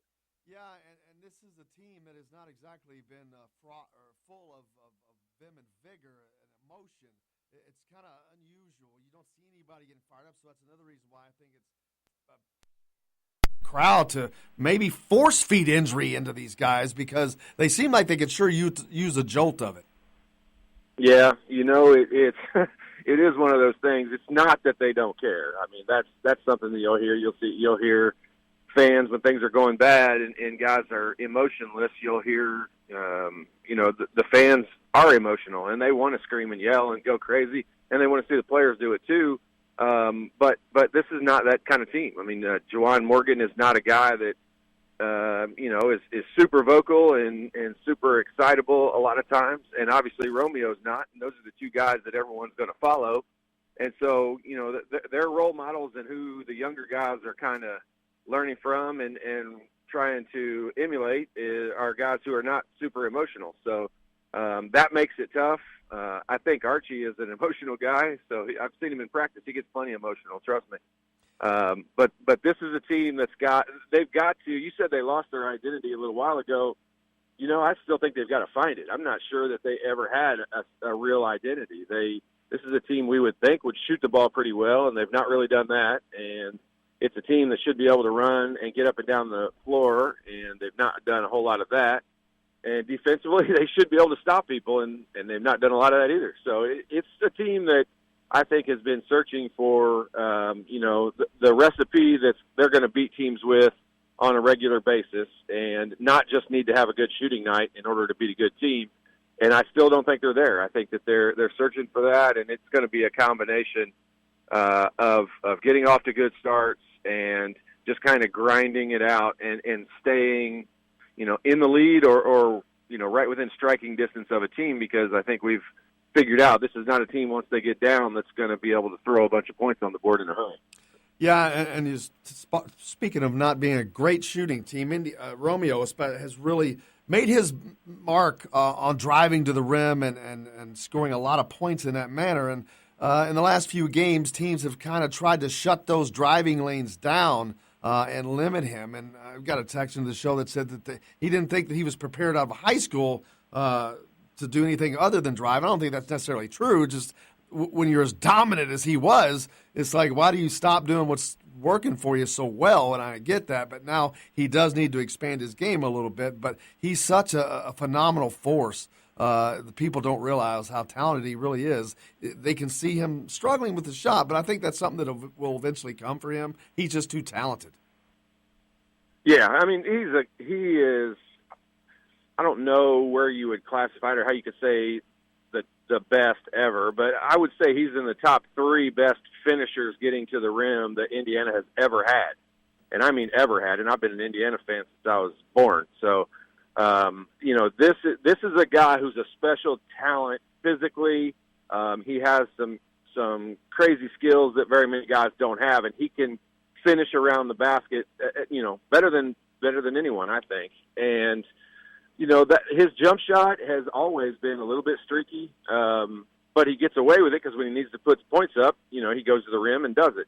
And so you're right, his shot will come, and there will be a time when he is an outstanding shooter. Let's just hope that he's wearing an Indiana jersey when that happens and not an NBA uniform, because once he gets to the NBA, they're going to draft him on potential, and he's got a ton of that. And so once he gets to the NBA, they'll work on his jump shot, and he'll improve in that point. It just improve's not the right word, because he's a good shooter. He just needs to become more consistent. Exactly, and to be fair, he's not getting a ton of help around him right now. Their entire team is struggling, but it's not just that. It's because of the roster has been so fluid this year. Guys in and out of the roster. Now Devontae Green gone, may not be back. Deron Davis out again. And the guys that are playing, they're not getting any production out of those guys. They're getting 0 off the bench. And Indiana's basically, I've been saying this, they're playing 5 on 8 or 9, whatever the other team's rotations are. And it just wears these guys down. And it's a lot easier to stop 5 guys when you're running the same similar things time and time again, when you can't mix it up. And I think that's part of the problem, not being able to bring other guys in. They can actually effectively stress a defense. Yeah, when they play defensively, I'd say you're right. Defensively, they're playing 5 on 8 because the other team's able to get rotations of guys in, and Indiana's got 5 defenders. Offensively, I don't think Indiana's got 5. I think your teams are focusing on stopping Juwan Morgan and Romeo, and that's really it. They're willing to let anyone else try to beat them. And if you analyze the first 10 to 12 possessions of the last 4 or 5 games, I think that you'll find out Justin Smith is shooting more shots than anyone else because teams are letting him shoot. They're leaving him open because they're focusing so much on stopping those other 2 guys. And I think that's the recipe that teams have right now for beating Indiana. It's if you can stop Juwan and Romeo, then you've got a pretty darn good chance of winning. And, you know, Indiana, if they've got Justin Smith on the floor, he's not a great offensive player. And I'm not trying to rip anybody. I'm just saying at this point in his career, he's not really an offensive threat. And then you bring in McRoberts off the bench, or if he starts, I mean, he doesn't even look at the basket most of the time. And then you've got Rob Finney, I think, is a very, very solid third option to have on the floor, but I'm not sure that he knows his role and how much he should score. And quite frankly, as he progresses in his career, I think we'll see him shoot a lot more and take a lot more shots and be more a part of the offense. But right now, he's done what everyone would have thought he needed to do, and that's get Romeo involved and get Juwan the ball and do those things. And right now, I think they need that third and maybe fourth scorer to step up and, figure out a way to consistently score points. And with the lineups that they have, I just don't see that happening. I mean, the only two real offensive guys on the team are Romeo and Juwan, and obviously teams can stop those two. Yeah, I noticed it, especially in the Purdue game, but they have really – those teams are really just starting to almost play pack-line defense, but they're packing it in because that's all they have to stop. Indiana's not affecting the perimeter game, and that's how critical not having that shooter is. If Indiana had a shooter, man, how much would that open it up for Romeo even more so and Juwan to do what they are doing successfully if someone else was out there drawing them away a little bit? Yeah, no, there's no doubt. And having teams that have 5 options to score, teams that have 4 options to score, they're very difficult to stop because guys are so good physically on the offensive end of the floor. They're so talented. Even Justin Smith, he's physically talented and athletic, and he can drive and get around people, and he can become tough to guard, but not when he is one of your top couple of options that needs to score the ball. They need to be focusing on someone else and him be able to cut to the basket and finish at that point. But when you've got 4 or 5 options on the floor that can hit outside shots or can drive consistently and score, you're a very tough team to guard. And having one guy, if another team could figure out who the one guy is they can lay off of and use that guy as a helper on everyone else, it makes defense so much easier. And I think Indiana has got 2 and sometimes 3 guys that teams are willing to lay off of and help on Juwan and Romeo. And that's just going to make it so difficult for them to consistently score and win games because, teams feel like they know how to beat Indiana, and I don't think Indiana has figured out how to combat that yet. And with the roster that they have, I'm not entirely sure that they're going to. Talk with our good friend Todd Leary. Todd, you played for Bob Knight, so I'm sure no one was ever suspended while you played in your playing career. But when a player gets suspended off of a team in the middle of the season, how does it affect – and that was a joke, by the way – how does it affect the team when it's a guy that's playing a lot of minutes, starting some, but Devontae Green, when you lose someone that's integrated into the role that much and then he's gone, how does that affect the team? Does it help galvanize, or is there what positives can they take from it? Well, in your joke, I'm trying to think about it. I can't really remember any suspensions for stuff. I'm even trying to think of academic suspension. I couldn't either. I was trying to. Yeah, I'm sure one of my teammates will text me and be like, "Hey, idiot, remember such and such," and I just can't remember what it is. But maybe like a Funderburk or something in our freshman year when we started out and everyone was sure he would start, and then all of a sudden he was gone, and guys had to step up. He hadn't played game minutes, so it wasn't totally the same thing, but. It's an opportunity for somebody to step up and I'm sure that there's guys on the bench. Trust me, I was that one of those guys for a long time that's sitting there saying, man, I should be playing more, and I could be playing more, and I could do this, and if I was in there, I could do that. And this is that opportunity for those guys to step up and do that. And, this is an opportunity for an Al Durham to show that he can be that third scorer, or this is an opportunity for somebody to step up and show that they have skills that got them a scholarship and recruited by Indiana. And I'm with you. I think we're all kind of sitting there waiting for that guy that's going to step up. If Romeo scores a whole bunch of points and Juwan plays really well and is efficient and scores a whole bunch of points and they win, that's not going to answer any questions for the rest of us. I mean, we need consistently we need to see who's going to be another option for Indiana, and I quite frankly I don't think anybody outside of maybe the coaching staff is sure who that's going to be.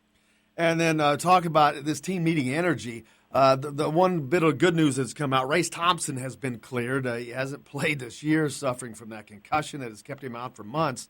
He's cleared to play.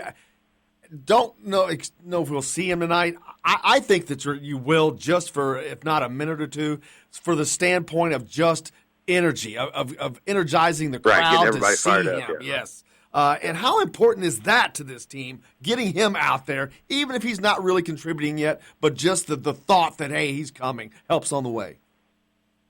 Yeah, I just don't know in that scenario. This is a guy who I think a lot of people, including myself, were excited when he came to school there, and then we haven't seen him play in a year and a half, and so I'm excited at the opportunity.